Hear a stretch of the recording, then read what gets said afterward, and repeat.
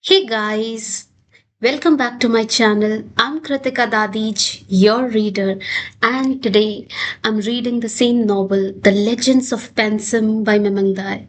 So, yesterday we had done the two sub chapters from the first chapter, and we'll begin today, third chapter. So, let's begin. So, the third chapter is The Silence of Adela and KP. Lossie was cooking a feast for us and sitting on the bamboo veranda with Hoxo and Mona, looking out into the evening smoky with wood fire from the house huddled together. I felt that all of the world that I would only read about could be reproduced in this dusty village with its one road, just as all the loves and births and accidents of this habitation in the forest could be enacted anywhere else. People everywhere made peace in all sort of ways and coped until fate cut them down or lifted them up.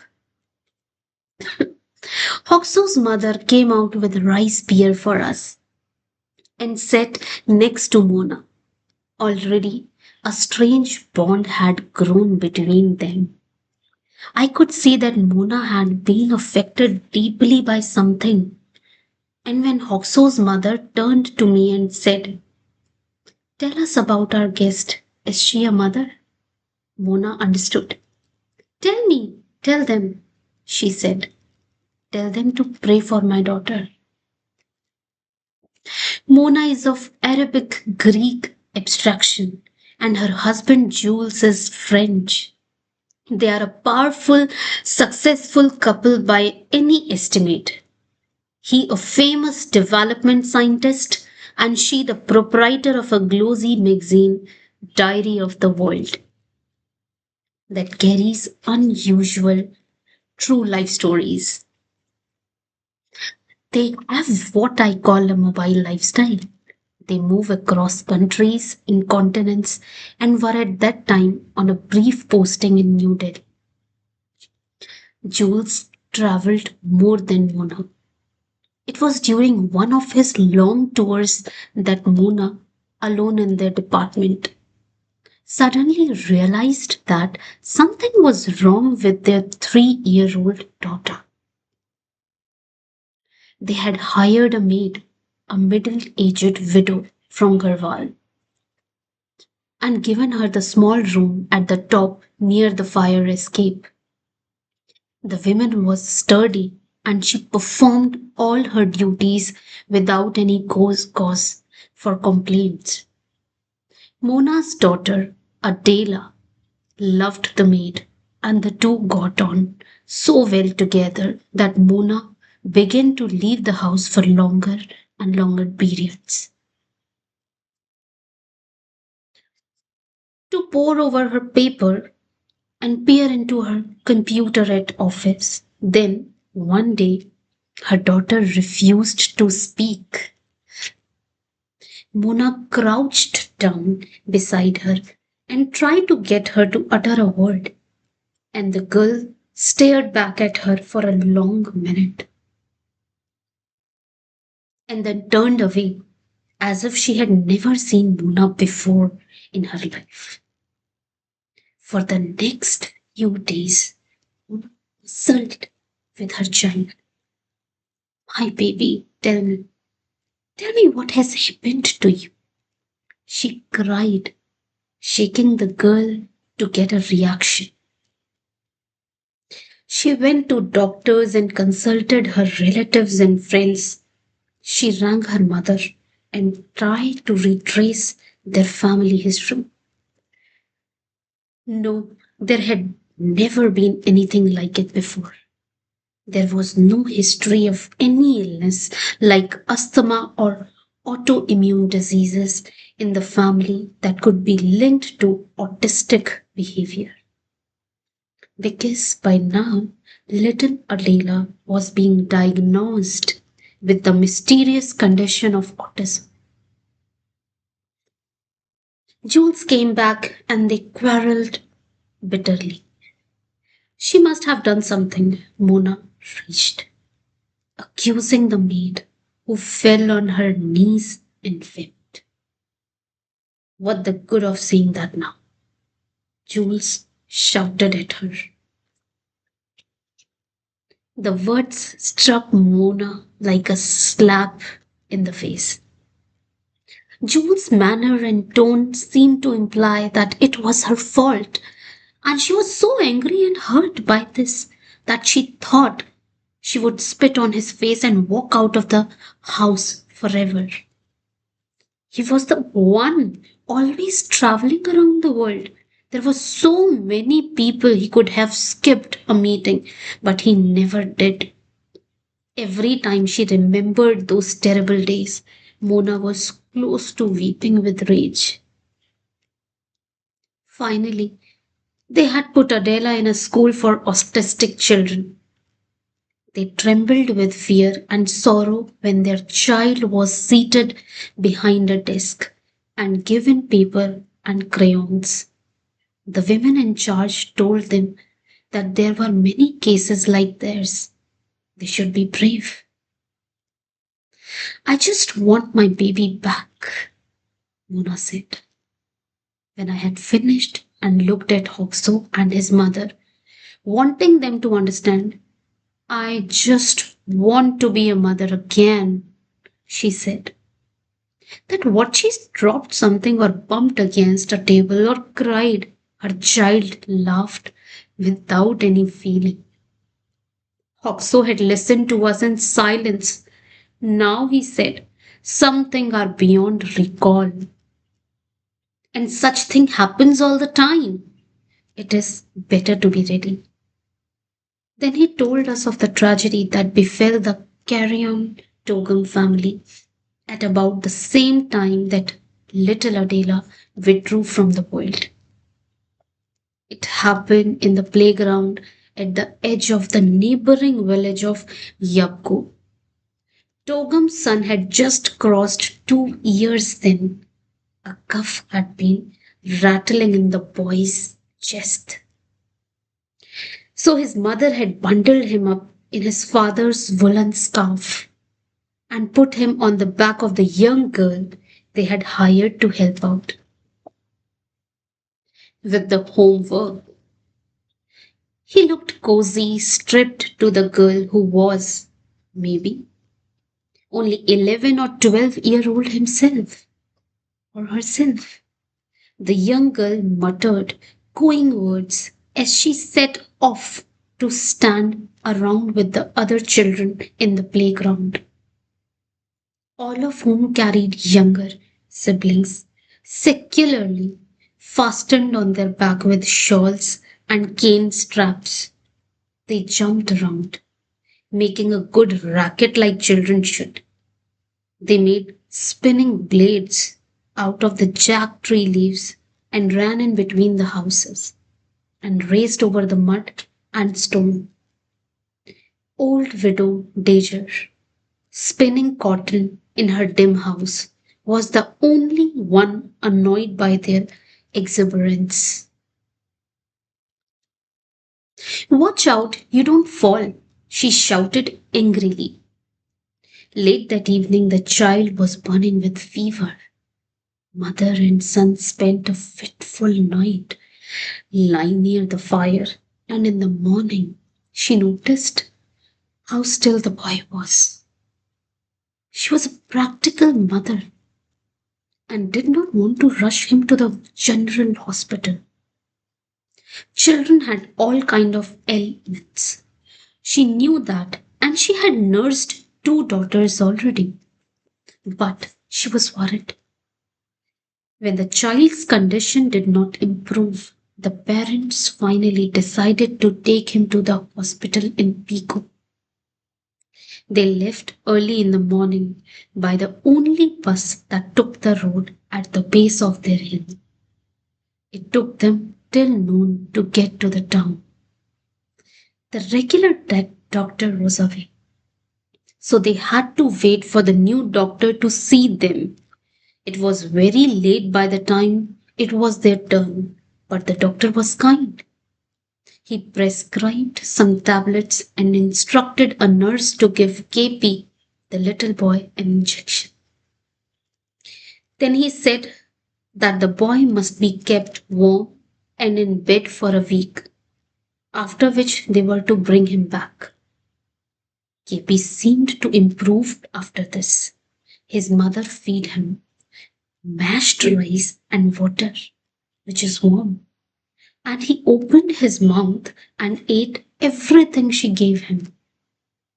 But at night he cried out in a high pitched wail that filled her with an icy fear. One morning, the boy's father, Togam, noticed a dark bruise mark on his upper arm. It had probably been there all this time, but they had mistaken it for a mark left by the strap of the basket. He was carried around him and had paid little attention to it in the tension of running to the hospital and watching over him at night. When old Tajer came around to visit, she said crossly that the way all the children had been playing and running about the other day, she wouldn't be surprised if the maid had dropped the child. When they questioned the maid, she admitted that she had slipped and fallen, but the baby had not fallen off at all. They had just landed together with a thud on the ground. That was all.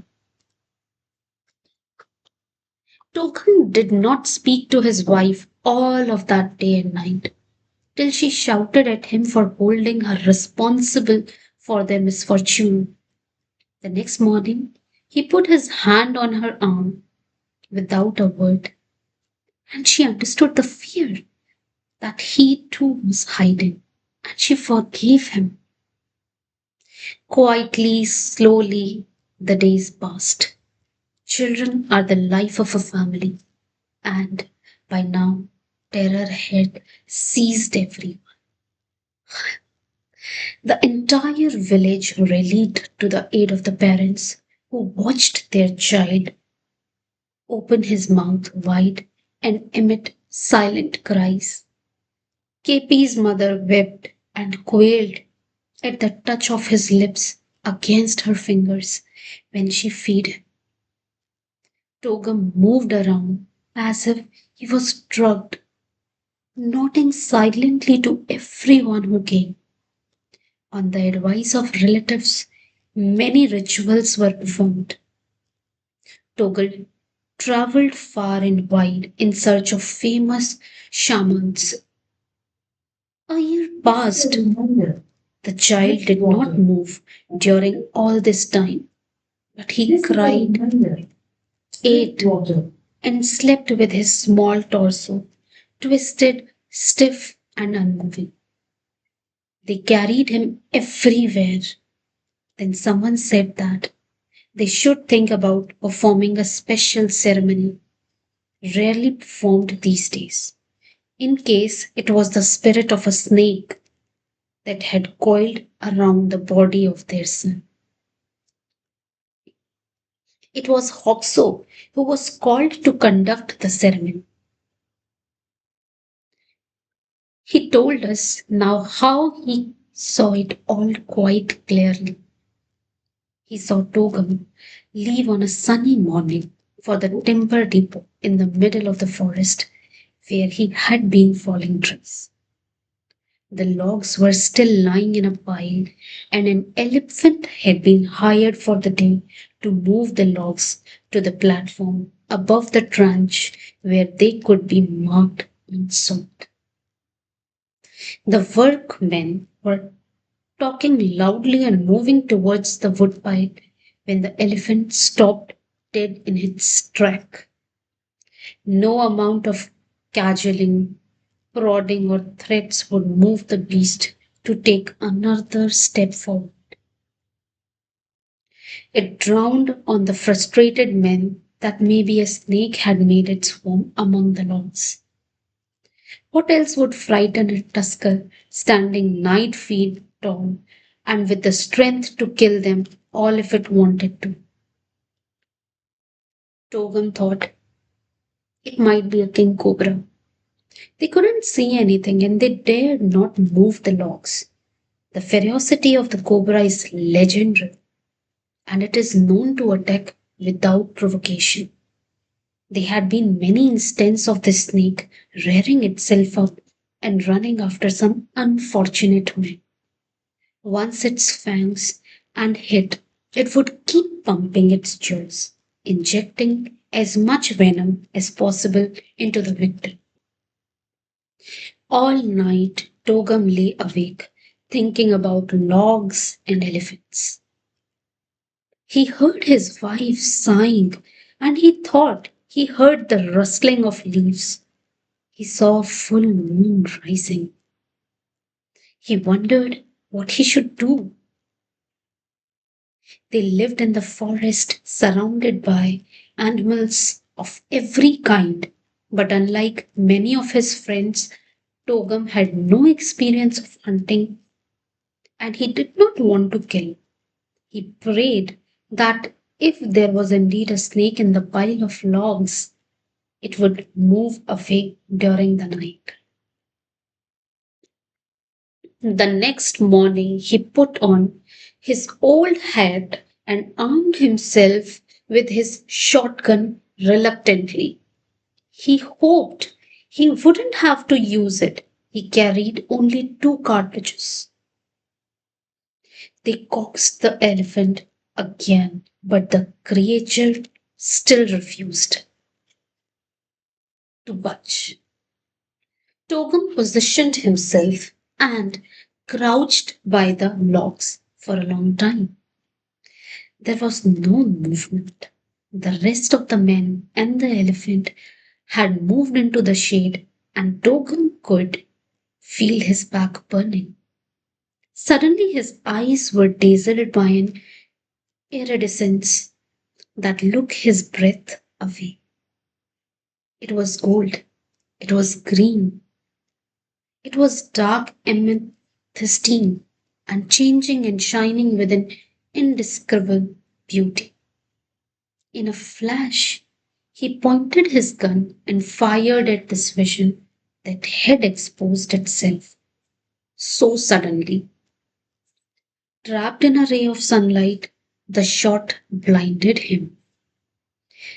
There was a thud as a log splintered and piece of wood flew in all directions.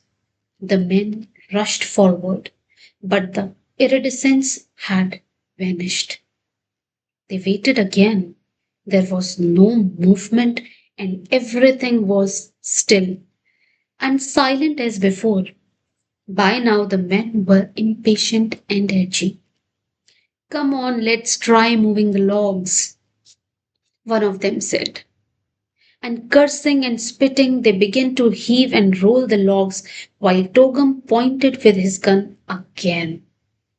Every nerve and muscle in his body was tense.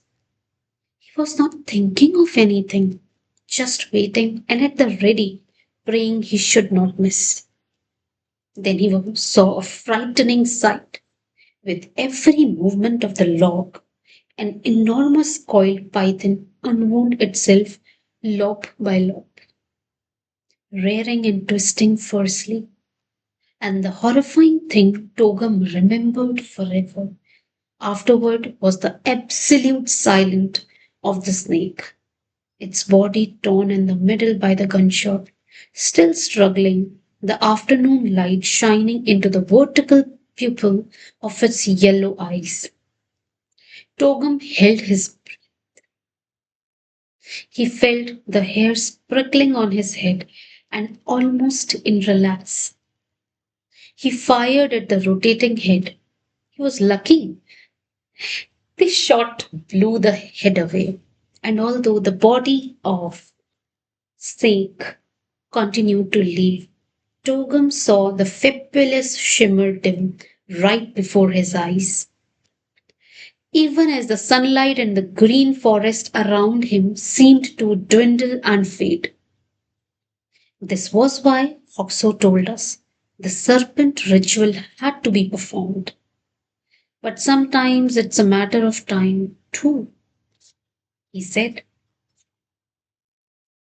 That all night they had chanted and negotiated with the spirits, calling them to restore the sick child.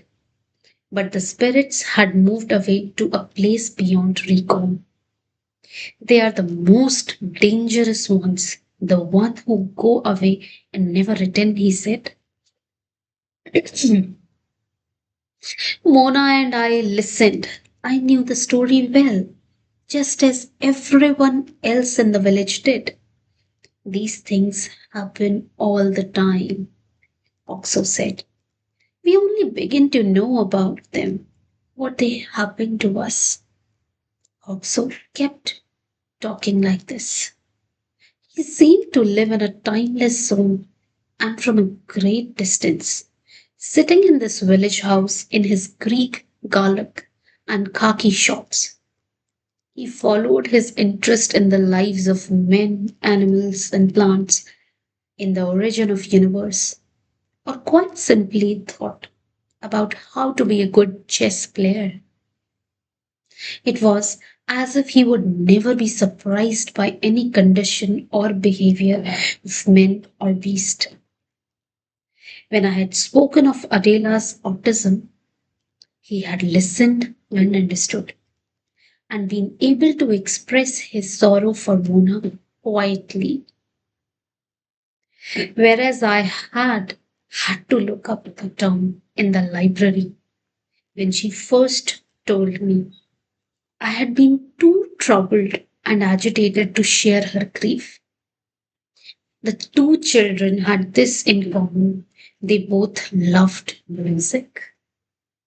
At the Center for Autistic Children in the big city, Mona and Jules had stood still as the voices of children rose and wavered in a strange cacophony that brought tears to their eyes. Then they had watched their daughter beat a small drum and smile lopsidedly, and they had been comforted in the village. Togam's little boy lay in bed all day and listened to radio music that filled every corner of the house. His sisters and their friends crowded round him and pulled funny faces and gave him a little pat sometimes, even though no one was sure whether he recognized them or not. It was the same every time I came to visit the family.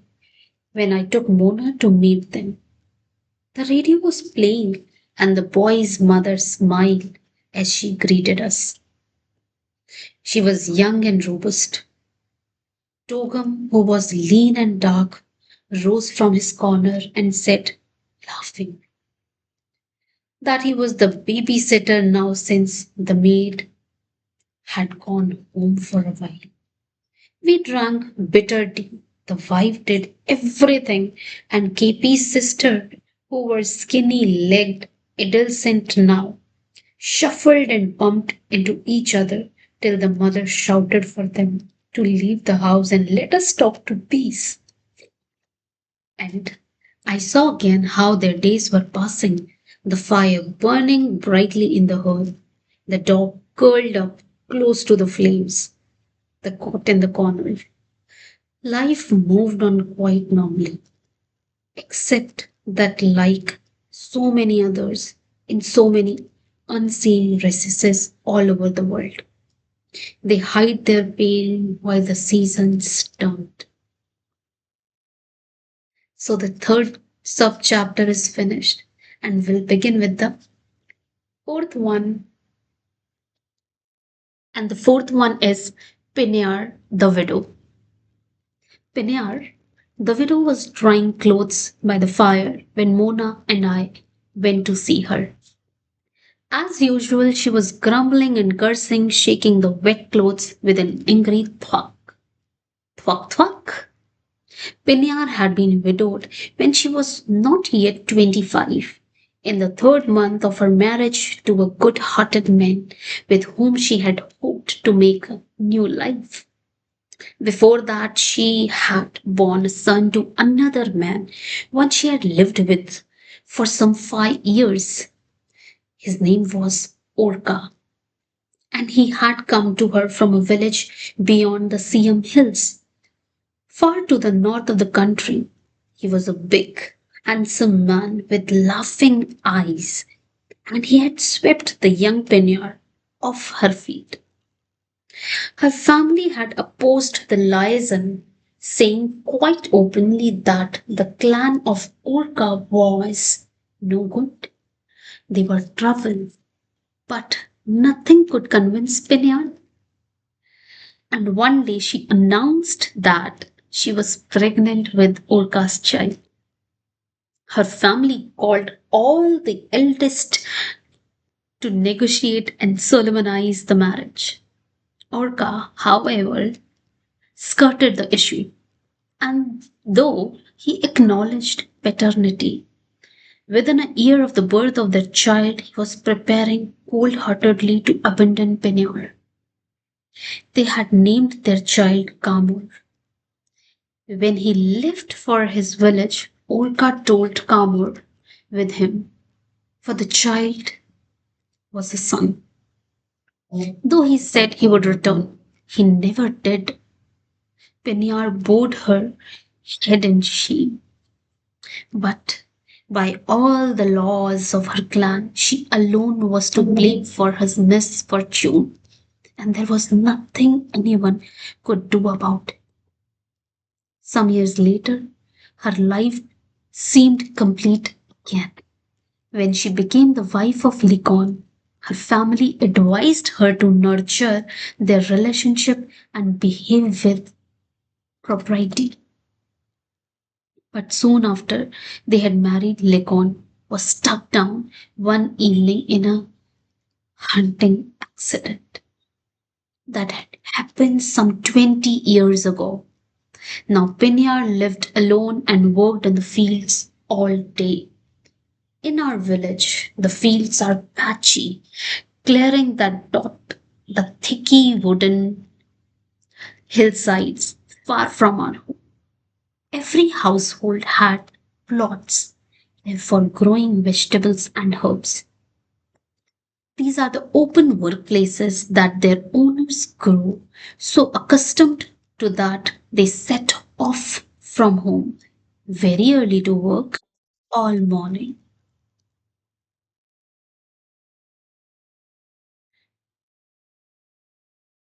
weeding, clearing, and planting. They carry their food with them.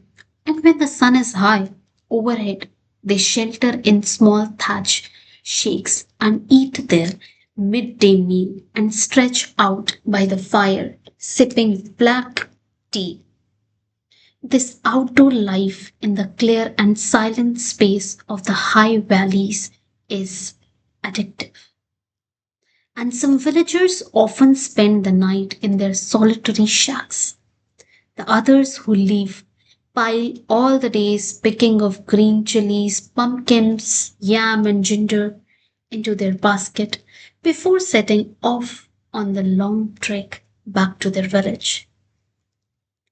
It was on one such evening that Pinyar, walking home briskly, swinging her arms, had seen a young man running towards her at breakneck speed.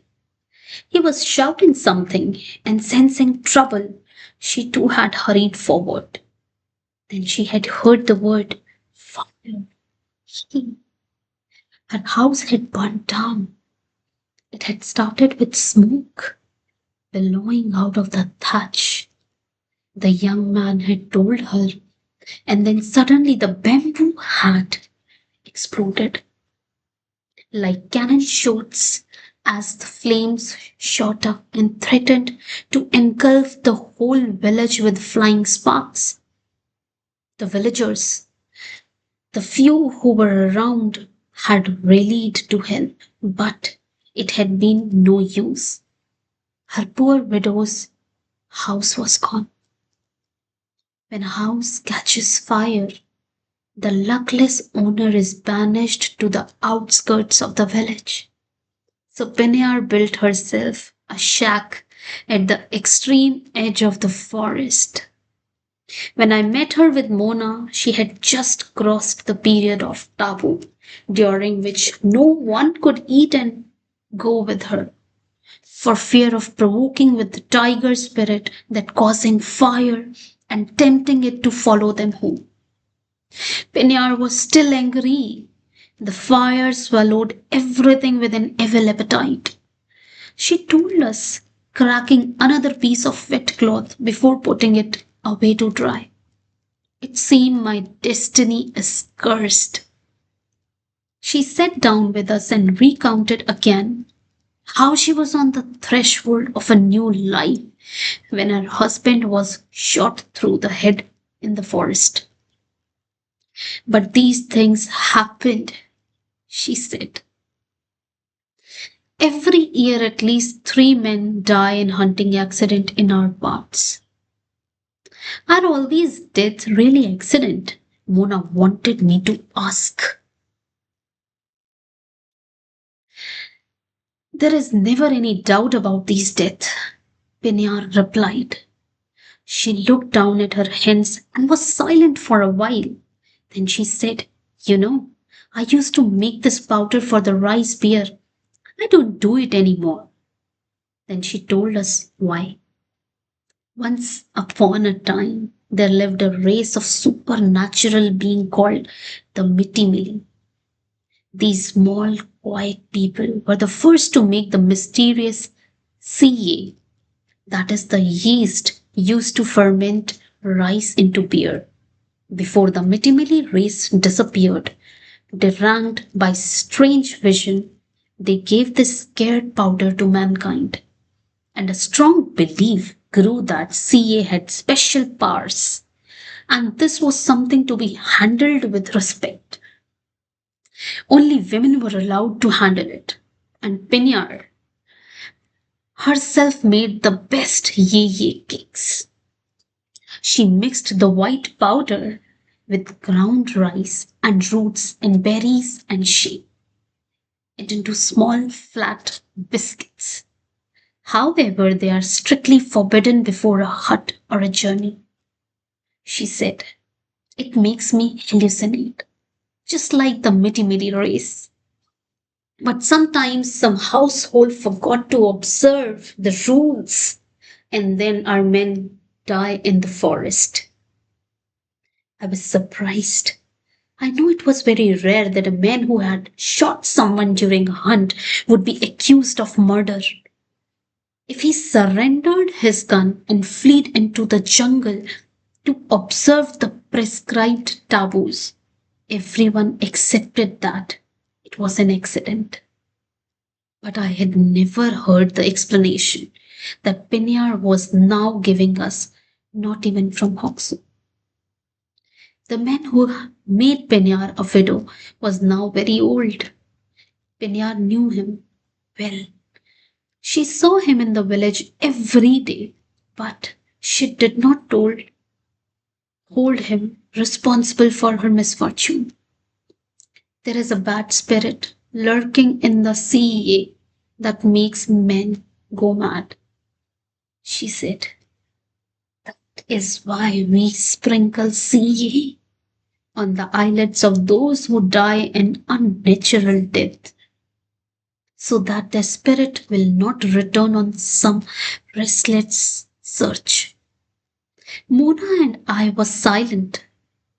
Pinyar looked at us with her black slanting eyes and smiled. Despite her long, hard year, she was lean and agile, and she had cropped her hair very short, like a man's. She did, however, observe the traditional custom of wearing large cylindrical earrings that dragged her ears down. And she still wore all the beads, silver coins, and amulets that she had first put on as a young bride.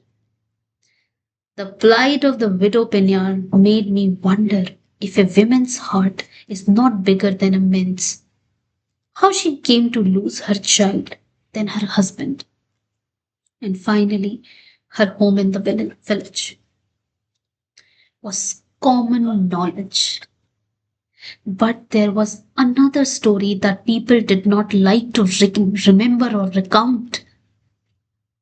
In a distant village, Penyar's son from Orca had grown into an able bodied young man. Kamar had done well for himself.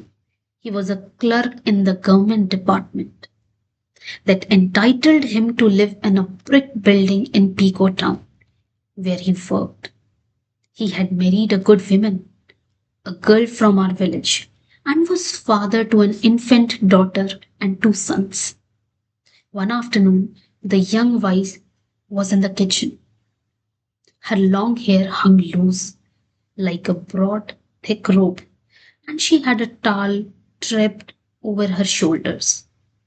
In the adjoining room, her baby girl lay in a low cot that she could see through the door directly behind her.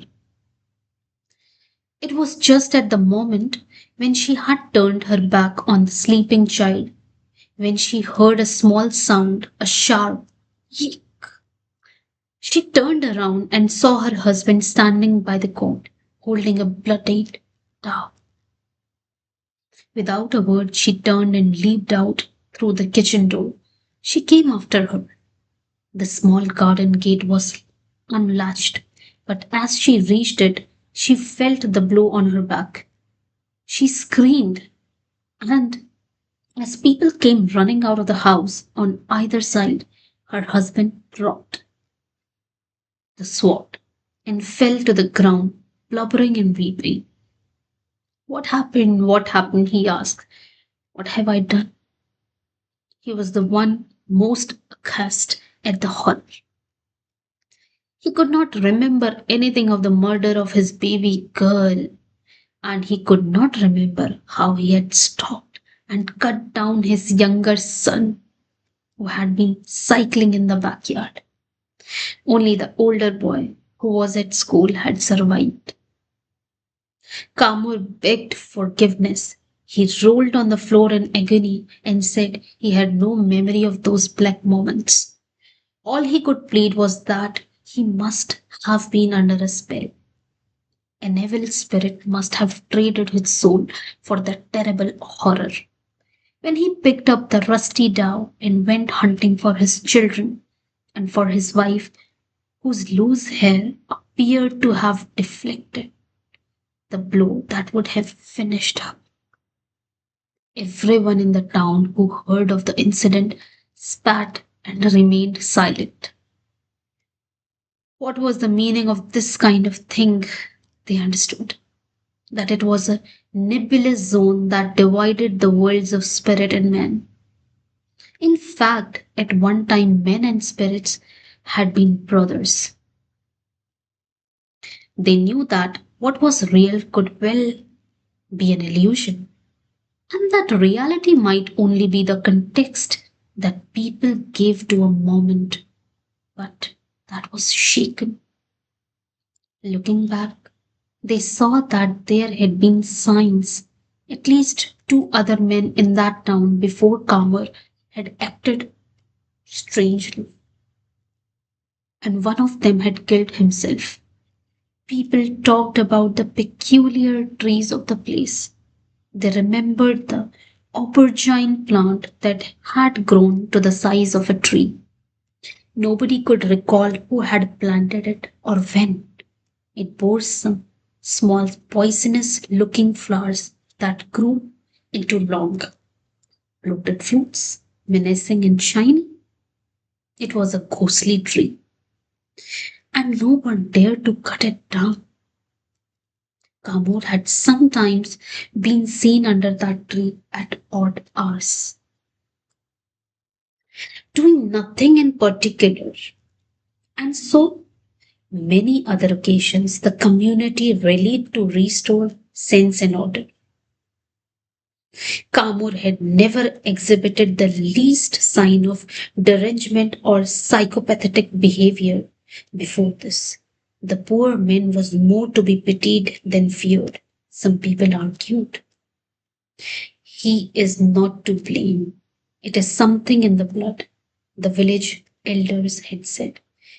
When we heard of the incident, there are men and women, guardians of history, who can identify this fault in the blood. The old people of our village has sat around speculating on clan titles and origins, on birds, love, marriages, and spirits and ghosts, the right or wrong kind of marriages. The right or wrong kind of life could always be traced to something in the blood, they said. Down the line, certain traits appeared suddenly in a nephew, an aunt, or a great grandson. No one knew why. Some bloodlines are almost taboo to mention, they said. They see vision, they are visited by spirits, and like the Mittimili, they are seized by bouts of madness. The widow Pinyar, we remember, was not part of these discussions. She had rushed to be by the side of her long lost son.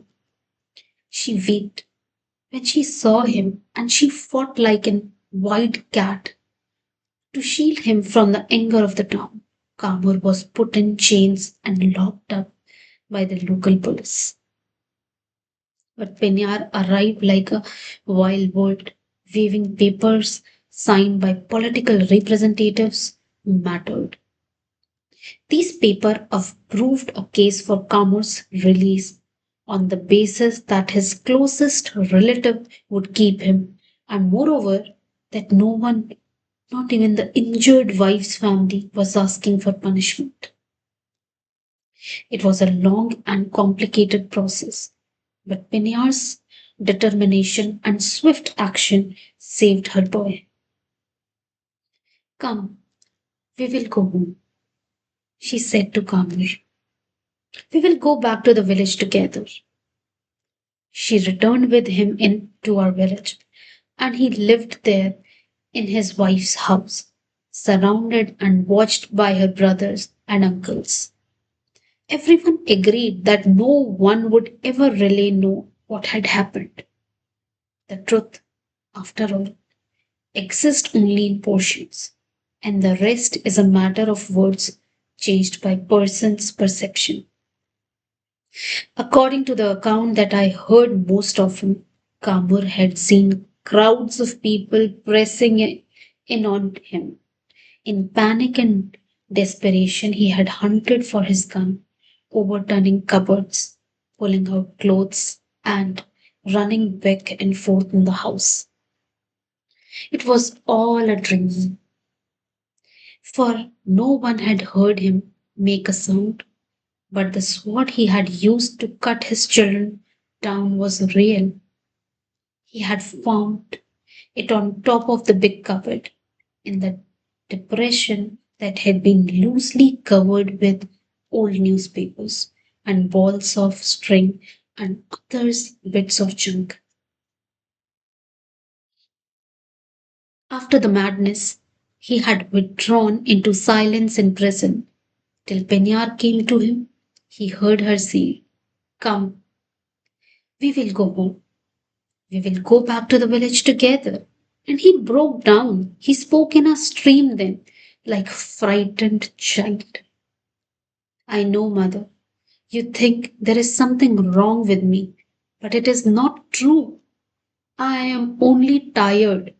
This is the best place for me. Then he laughed aloud. I have been sitting here all these years, waiting for something to happen, waiting for my wife to yield with love, waiting for my son to smile into my face, for my daughter to rush into my arms. Before that, I waited for you and my father. Mother, I waited for you when I was sick and shivering with fever. Everyone is so busy. My wife looks at me with hate now. Something had happened. She was so shy once, hiding behind that radiant hair. Something has happened. My son is afraid of me, as if I would hurt him. No one knows how this hurt me. My heart is gone away to that place where they beat me and beat me. Now everything has happened, and you want to remove me from this place where I have become a man. After she brought him back, Pinhar said, my boy is being haunted by an evil spirit because we failed to observe certain rites in the past. It was a mistake on the part of our parents and our parents' parents. It was my mistake too. But now I know what we have to do. All the great priests will come to exorcise the bad spirit. I have called them. In his wife's house, meanwhile, Kamur walked up and down. He jerked his knees, grimaced, and laughed to himself. His heart was no longer where it used to be. Once there was a dwelling place, a place for safe return. Now it was twisted beyond recognitions. Only one picture hung before his eyes like a drawing in blood. His ears hummed with the distant howling of children. Look what you have done. Look what you have done. You cursed offspring. Look what you have done. But it was not me, he whimpered. Sometimes his anger choked him and he screamed, I was a good child. What happened? What happened? This is what I heard, and all this, of course, is conjectures, even rumors. What I did see clearly was Penyar sitting long legged on the veranda of her house, saying that she would fetch all the powerful priests from across the river to drive away the spirits that had been taken possession of her son. What is it about a mother's love? I wondered. After Orka took him away, Kamur had come to see Pinyars once, maybe twice, and it was only about a year that she had kept him with her. Before that, yet for years, the fearless and outspoken Pinyar would break down and talk of the squirming, naked child who had wailed in her arms. When people looked at him, he would hide his face against my shoulder. He was so shy. It was whispered now that Pinyar appeared distracted and that she was beginning to smile in a different sort of way. If I had asked her about her son, I was sure that she would have had all the words ready in her heart to absolve her baby of any sin. Kamur himself had never had a fit again. He now lived somewhere else, and his wife had gone with him. Pinyar rarely heard from them. Their surviving son was already a stocky lad who had dropped out of school and was looking for a job. No one mentioned anything of the past. The last time I saw Pinyar in her shack at the edge of the forest, she gave me an old necklace to carry for her daughter in law. I traveled so much, she said. I was sure to pass the town where her son lived. She opened the small package wrapped in cloth and showed me the old silver coins strung together with the tooth of a tiger and a white pure. Symbol of luck and success, perhaps. Pinyar herself was not sure. She only knew that they were auspicious things to have. Faith is everything, she said. So that's all, my dear. Thank you very much. And please like, subscribe, and share. Bye bye.